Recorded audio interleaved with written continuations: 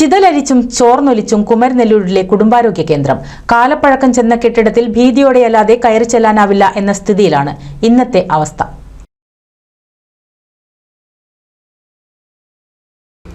കപ്പൂർ പഞ്ചായത്തിലെ കുമരനെല്ലൂർ കുടുംബാരോഗ്യ കേന്ദ്രത്തിലെ കാഴ്ചയാണിത്.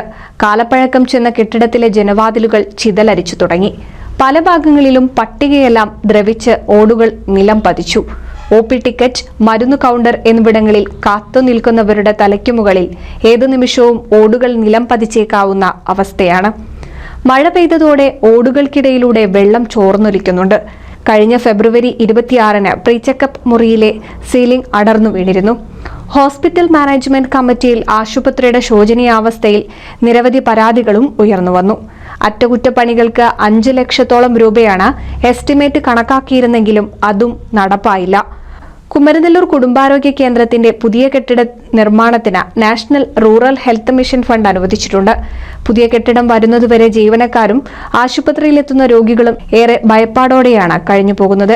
NCV news, Thrithala.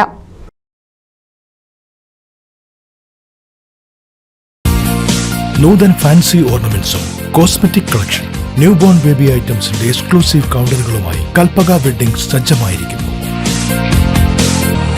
ഏവർക്കും സ്വാഗതം. Kalpaka weddings, Pattambi road, Kunnamkulam.